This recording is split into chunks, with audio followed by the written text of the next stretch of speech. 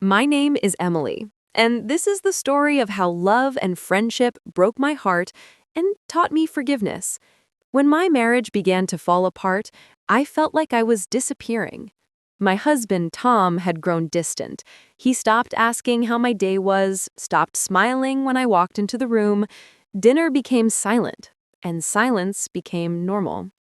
The only person who stayed close was my best friend, Clara. We had been friends since college, two young women who promised to stand by each other forever. She was warm, funny, and always there when I needed her. When Tom stopped talking to me, I called Clara.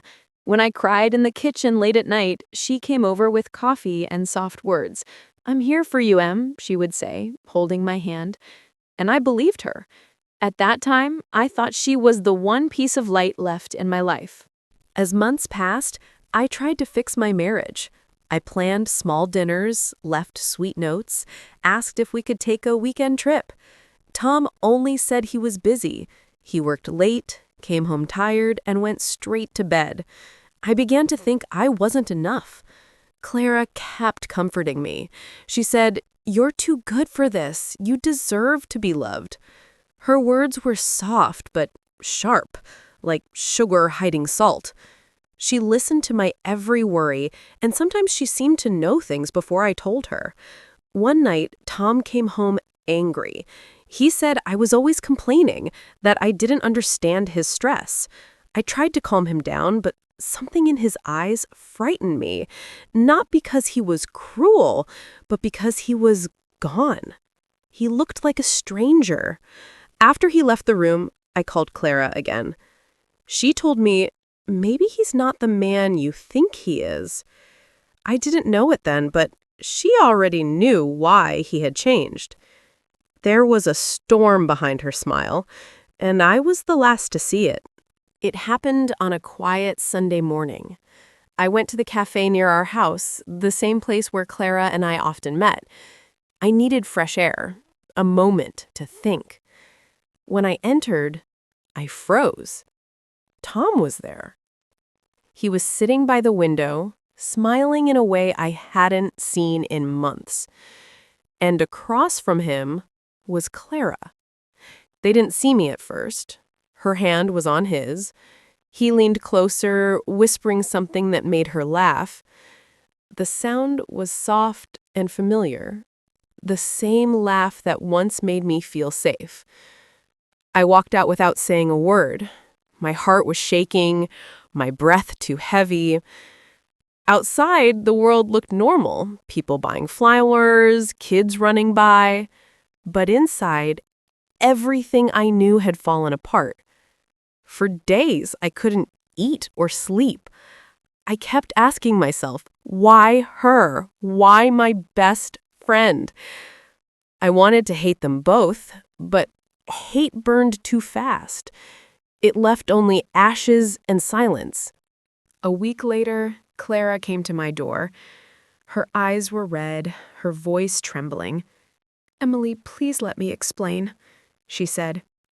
I stood there, frozen. Part of me wanted to slam the door. Another part wanted to understand. She confessed everything. It started, she said, as comfort.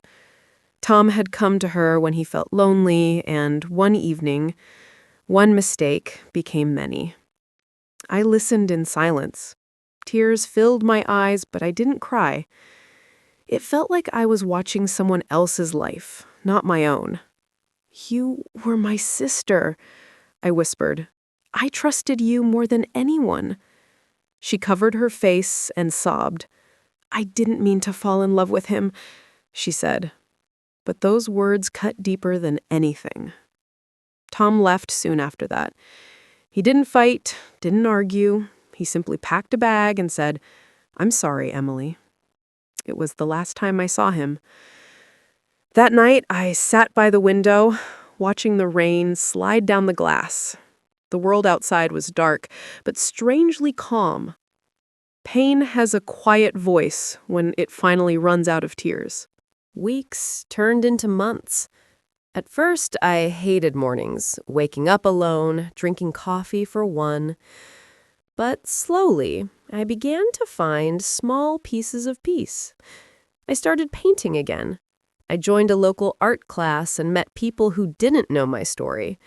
When I painted, my heart felt lighter. Colors spoke where words could not. One evening, Clara came again. This time, I let her in. She said she had ended things with Tom. She was moving to another city, trying to start over.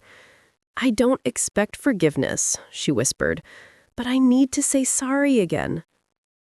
I looked at her, the woman who had once been my closest friend.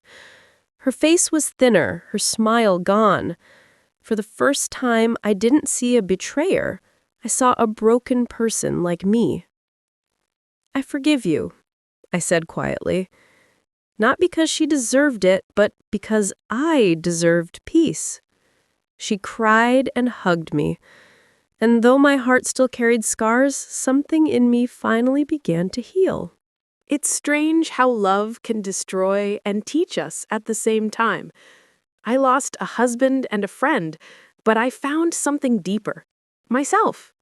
I learned that forgiveness isn't about forgetting. It's about choosing freedom. We cannot control what others do, but we can decide who we become after the storm. Now, when I see two friends laughing in a cafe, I smile. Not with pain, but with understanding.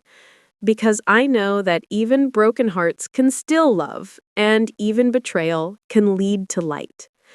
Sometimes life gives us lessons wrapped in tears, but inside those tears, there is truth. And truth, once faced, always sets us free.